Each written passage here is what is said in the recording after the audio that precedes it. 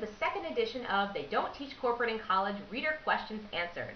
In this series, I address some questions that have come in from the absolutely fabulous readers of the second edition of They Don't Teach Corporate in College, a 20-something's guide to the business world. Here's the first question. Some of your best advice is to brown nose all you want, but make sure you do it sincerely. Absolutely. But what should one do if a superior is truly revolting and incompetent, but nevertheless wields the power to further your career? Is flattery possible without lying in this case? Well, my first question to this reader is the person truly revolting and incompetent, or maybe are there aspects about the person you simply don't like? I encourage you to try and look at your conflict with this person from their perspective. What is the superior person trying to get done, and how can you help him or her do it? Chances are he wouldn't have gotten to this position if he didn't have some redeeming qualities, so try to look at those qualities, figure out what they are, and assess how the two of you can work better together. And then just go up to him one day and ask him, hey, you know what, I'd like to work better together. How can we do this? I want to have a good relationship, be earnest and eager to please, and I think you'll find the relationship going in a more positive direction.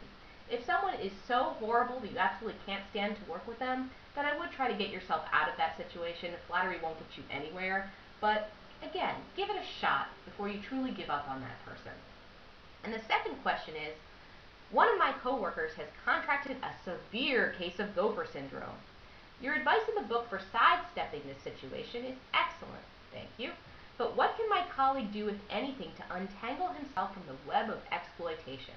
Well, for those of you who may not have read They Don't Teach Corporate in College, gopher syndrome is when you take a task from anyone and everyone, whether it's completely useless or something that's redeeming, and you run around like a chicken with your head cut off, not even getting a sense of what your true purpose is, but just juggling a million tasks in the air.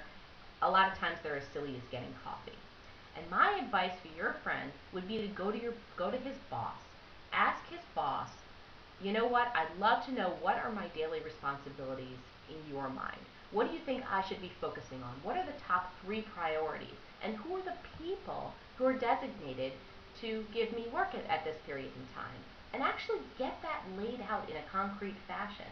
That way, when someone who is completely unrelated to your friend asks him to get coffee or something silly like that, your friend can have the boss be the bad guy instead of him, and able to look like he's not saying no, and also preventing himself from being a gopher.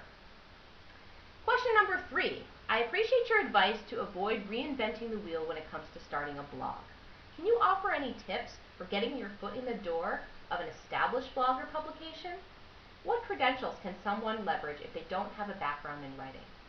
Great question, and my answer would be to first of all practice as much as you can on your own. If your company offers writing classes, even if they're internal, take them. Everyone can improve in terms of the writing that they do. I've been writing for a long time, and I still use an editor for all of my work. So make sure you get into the habit of putting a first draft away and then coming back to it and either having someone else look at it or look at it a second time yourself. That will help your writing become more crisp, more concise, and easier to read. And then when you're ready to venture out into the blogosphere, I would start by commenting on other people's blogs. Start by forming cohesive, crisp thoughts in the comment sections of people's blogs. And as they get to know you, then you might start thinking about doing a guest post on that person's blog. A lot of people are willing to let new writers do guest posts, and that's a great way to introduce your thoughts and maybe even gradually become a contributing writer in those publications. That's it for the second edition of They Don't Teach Corporate in College Reader Questions Answered. Stay tuned for the next edition. Thanks for joining us.